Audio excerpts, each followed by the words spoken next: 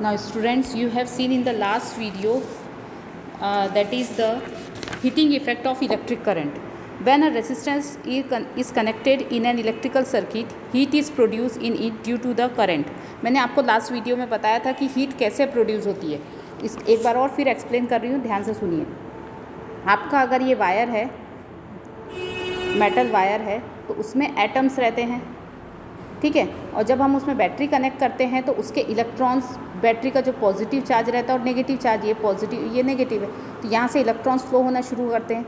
तो ये एटम्स जो होते हैं वो वाइब्रेट होना शुरू कर देते हैं जब ये इलेक्ट्रॉन्स इसमें एंटर करते हैं. इसके जो फ्री इलेक्ट्रॉन्स के साथ में हर एक एटम में फ्री इलेक्ट्रॉन होता है, और ये जो बैटरी का ये नेगेटिव चार्ज से जो इलेक्ट्रॉन आ रहे हैं वो उसको पुश करना शुरू कर दे रहे हैं, तो ये वाइब्रेट होना शुरू कर देते हैं. और वाइब्रेट होने से क्या होता है, इन लोगों में कोलिजन होता है. किसमें? ये इलेक्ट्रॉन्स में, और ये जो वायर के जो मेटल वायर है उसके जो एटम्स है उसमें कोलिजन शुरू होता है. और कोलिजन होने से क्या होता है, फ्रिक्शन होता है. और फ्रिक्शन होने से क्या होता है, यहाँ पे हीट प्रोड्यूस होती है वायर में, और उससे वायर क्या हो जाता है, गर्म हो जाता है. Now see here, next is the equipment such as the water boiler, electric cooker, electric bulb make use of heating effect of electric current. ये आपको मालूम है कि ये जो है वाटर बॉयलर देखे होंगे, इलेक्ट्रिक कुकर जो इलेक्ट्रिसिटी से चलता है, इलेक्ट्रिक बल्ब आपके यहाँ जो सादा वाला बल्ब है वो भी आते हैं.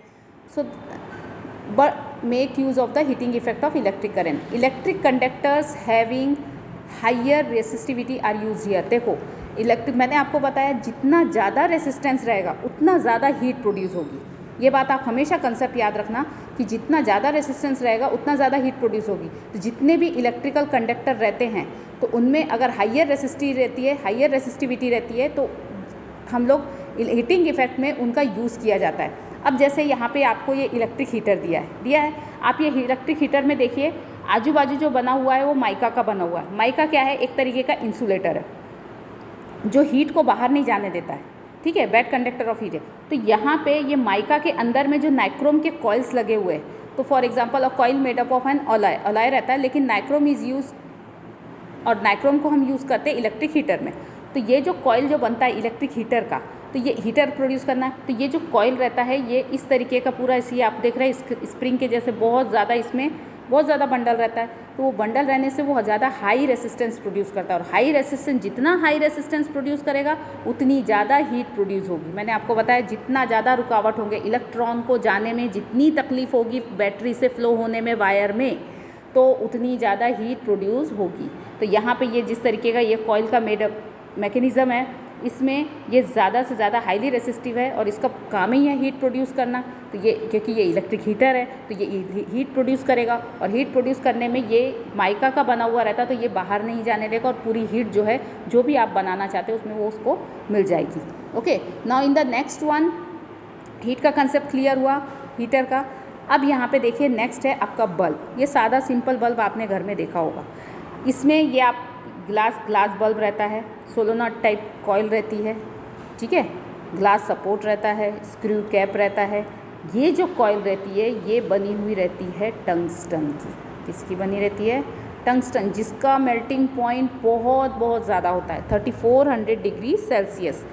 तो जब, और इसके अंदर या तो वैक्यूम रखा जाता है या तो नाइट्रोजन गैस रखा जाता है. नाइट्रोजन, और इसके अलावा आर्गन का भी यूज़ किया जाता है. एक बात ध्यान रखेंगे आप, इसमें आर्गन का भी यूज़ किया जाता है जो कि नोबल गैस है. अब इनका यूज़ क्यों होता है? अगर हम सादा इसके अंदर अगर ऑक्सीजन भरते हैं तो ऑक्सीजन क्या करेगा, वो टंगस्टन की जब वो इलेक्ट्रिक करंट प्रोड्यूस करेंगे तो वो ऑक्सीडेशन रिएक्शन करेगा, और ऑक्सीडेशन रिएक्शन करने में क्या होगा कि वो टंगस्टन को ख़राब करेगा. मेटल है तो ऑक्सीडेशन रिएक्शन होने से टंगस्टन का कॉइल ख़राब होगा. इसलिए हम इसमें या तो वैक्यूम रखते हैं या फिर नाइट्रोजन गैस का यूज़ करते हैं, ठीक है. अब इसके बाद में ये टंगस्टन कॉइल जो है, अब आप because of the current wire gets heated, और वो वायर हीट होने लगता है, हीट होता है, बहुत ज़्यादा हीट होता है. और आपको तो मालूम है जब और वो लाइट एमिट करता है, और फिर hot wire also radiates heat to a certain extent. इसके बाद थोड़ी देर बाद जब आप ये बल्ब को टच करेंगे तो उसमें बल्ब में आपको बहुत ज़्यादा मतलब बहुत गर्म लगेगा बल्ब, क्योंकि ये हाईली रेसिस्टेंस है, हाईली रेसिस्टिविटी है इसकी टंगस्टन की, इस वजह से वो बल्ब बहुत ज़्यादा गर्म होता है. ओके, सो ये था हीटिंग इफेक्ट. Now appliances. अब next, several times we hear और read about the building catching fire due to the short circuit. ये आपने बहुत बार सुना होगा.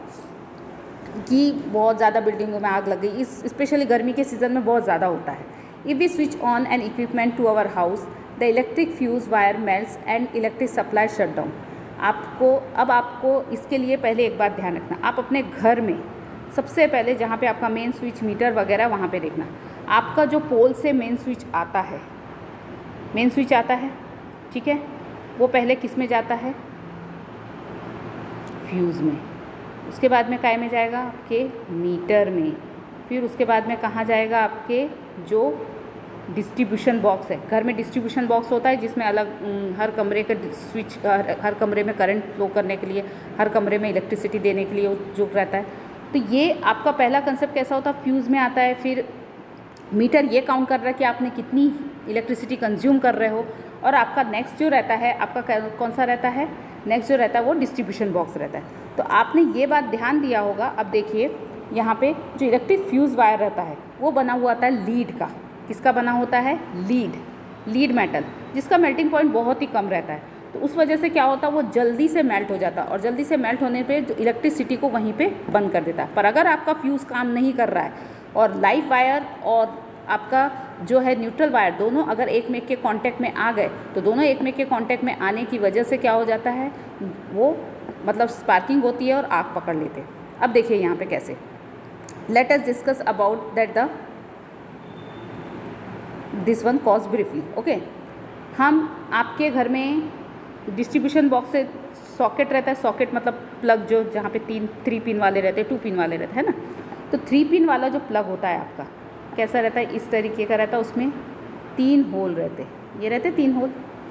ये वाला जो होता है ये इसमें रहता है, जब आप इसको खोलोगे तो इसमें रेड वायर रहता है, ये रहता है लाइव वायर। यहाँ पे जाओगे तो आपको ब्लैक वायर दिखाई देगा, जो रहता है आपका न्यूट्रल वायर, और ये रहता है आपका अर्थिंग के लिए, ठीक है। अब जब करंट आया, आपने यहाँ पे सॉकेट लगाया, मतलब किसी भी इसका प्लग लगाया, कोई भी अप्लाइंसेस का, हीटर का, गीज़र का, जो भी आपको लगाना है 3 पिन में, आप वो 3 पिन ही रहते, टीवी का हो गया, ये 3 पिन वाले रहते। तो आपने ये अपने यहाँ पे लगा दिए। अब अब रेड जो लाइव वायर, इसमें से करंट आया, आपके जो अप्लाइंस है उसमें गया, अप्लाइंस से वायर करंट कहाँ गया, न्यूट्रल के पास गया। ओके, ये आपका चल रहा है। बाय चांस आपने ध्यान नहीं दिया या वो नहीं किया, और ये जो है आपका जो रेड वाला लाइव वायर है, रेड वाला लाइव वायर और उसका इंसुलेशन निकल गया, और ब्लैक वायर का इंसुलेशन निकल गया, और ये दोनों एक में के कांटेक्ट में आ गए। एक में के कांटेक्ट में आने से क्या होगा, जब वो करंट फ्लो होगा, तो मैंने एक एग्जांपल में आपको बताती हूँ कि यहाँ पे सपोज़ मैंने ये एक लाइव वायर लिया, ये लाइव वायर है, ओके, और यहाँ पे ये न्यूट्रल वायर है। यहाँ पे मैंने बल्ब को कनेक्ट कर दिया, ये आपका बल्ब कनेक्ट हो गया। अब करंट आ रहा है, यहाँ से बल्ब में जा रहा है, बल्ब लो हो रहा है, फिर न्यूट्रल वायर में जा रहा है। ओके, ये चल रहा है, सर्किट कंप्लीट हो गया। बाय चांस यहाँ से बल्ब, ये वायर थोड़ा सा छिल गया और यहाँ से भी उसका इंसुलेशन निकल गया, तो ये दोनों एक में के कांटेक्ट में आ गए। तो करंट लाइव वायर से क्या हो रहा है, बल्ब में नहीं आ रहा है, वो डायरेक्ट न्यूट्रल को मिल रहा है, और न्यूट्रल उसके पास में। तो दोनों के उसमें से क्या होगा, स्पार्किंग होगी। दोनों इसमें क्या होगा, दोनों के बीच का जो पोटेंशियल डिफरेंस है, ये पोटेंशियल डिफरेंस रेजिस्टेंस का काम कौन कर रहा है, बल्ब। अब अगर ज़्यादा एकदम फ्लो में आ रहे हैं और मैंने अगर उसको रोकने का काम नहीं किया, तो सामने मैं तो पूरा डूब जाऊंगी। तो वैसे ही होता है, ये करंट जो आ रहा है, इसको रेजिस्टेंस का काम कौन कर रहा था, बल्ब कर रहा था। लेकिन बल्ब ही हट गया, क्योंकि ये दोनों एक में के कांटेक्ट में आ गए डायरेक्ट, इनका पोटेंशियल डिफरेंस बिल्कुल कम हो गया। और उस वजह से क्या हो जाता है, रेजिस्टेंस बहुत ही कम हो जाने की वजह से, रेजिस्टेंस कम होने की वजह से ये क्या हो जाते हैं, दोनों एक में के कांटेक्ट में आने से वहाँ पे आग लग जाती है और स्पार्किंग होती है। स्पार्किंग होने में अगर वहाँ पे कोई वुडन मटेरियल रहा, या फिर कॉटन का मटेरियल रहा, या फिर क्लॉथ रहे, प्लास्टिक रहा, तो उसमें आग पकड़ लेती है और उससे ज़्यादा हो जाता। तो ये है आपका कंसेप्ट बेसिक। ओके, ना afterwards we have seen that fuse wire is use precautionary measure. तो हम इसमें किसका यूज़ करते हैं, फ्यूज़ वायर का। Fuse wire in the previous standard आपने पढ़ा होगा, as soon as high current जब भी सर्किट में फ्लो होता है, तो फ्यूज़ वायर क्या करता है, उसको मेल्ट कर देता है और सर्किट को ब्रेक कर देता है।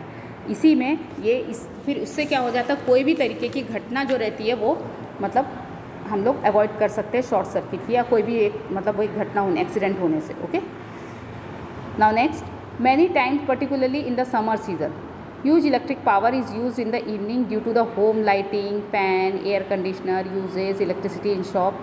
As a result, excessive current is drawn from the transformer supply the current, and if the capacity of the transformer is insufficient, its fuse wire melts and the supply gets shut down. अब मैं आपको एक चीज़ बताती हूँ. अगर ये आपका main supply है, मीटर है, ये डिस्ट्रीब्यूशन बॉक्स है, ठीक है, तो ये यहाँ से जब सप्लाई आ रहा है, ये डिस्ट्रीब्यूशन बॉक्स में गया, यहाँ पे टीवी चल रही है, ये टीवी है. फिर उसी टाइम में मैंने गर्मी है तो बहुत एसी चालू कर लिया. उसी टाइम में मेरे को ऐसा लगा कि नहीं, मुझे हीटर भी चालू करना है, जल्दी से कुछ काम करना है, हीटर भी चालू कर लिया. नहीं, मुझे मिक्सी भी चालू करनी है, मैंने मिक्सी भी चालू कर लिया. तो ये क्या हो गया, जैसे जैसे आप अप्लायंस जोड़ते जाओगे वैसे वैसे मेन बॉक्स से करंट ज़्यादा आना शुरू होगा. पहले मैंने टीवी चालू करी, फिर एसी चालू किया तो करंट आना ज़्यादा शुरू हो गया. फिर ये टीवी चालू करने के बाद मैं मिक्सी चालू किया तो और करंट आना शुरू हो गया. तो जैसे जैसे करंट बढ़ेगा तो फ्यूज़ वायर की एक लिमिट होती है, तो वो क्या करेगा, जब एकदम ज़्यादा करंट हो जाएगा, बहुत ज़्यादा करंट हो जाएगा कि इनमें क्या रहता है, हम अपने जो घर का स्विच रहता है इसमें 2 वायर लगाते. 2 वायर में एक रहता है 5 एम्पियर का, एक रहता है 15 एम्पियर का. 5 एम्पियर के रहते हैं जो स्मॉल अप्लायंसेस के, छोटे ट्यूबलाइट बल्ब के लिए, और 15 एम्पियर किसके लिए रहते हैं, फ्रिज, कूलर, एसी, ये जो रहते हैं इनके जो सॉकेट रहते हैं इनके लिए ये 15 एम्पियर का हम यूज़ करते हैं. तो ये क्या होगा, ज़्यादा करंट आएगा तो एकदम से ओवरलोडिंग हो जाएगी. ओवरलोडिंग होने से क्या हो जाएगा, वो धीरे धीरे क्या हो जाएगा, फ्यूज़ वायर जो है वो मेल्ट होने लगेगा, और मेल्ट होके क्या हो जाएगा, आपका सर्किट को शट डाउन कर देगा. तो जिससे आपके कई बार आपके अप्लायंसेस बच जाते हैं. अदरवाइज़ नहीं तो वो पूरा करंट अगर उसमें आएगा तो या तो उसमें आग पकड़ लेगी, या फिर कभी आग जल जाएगी, या फिर घर पे आग पकड़ लेती है.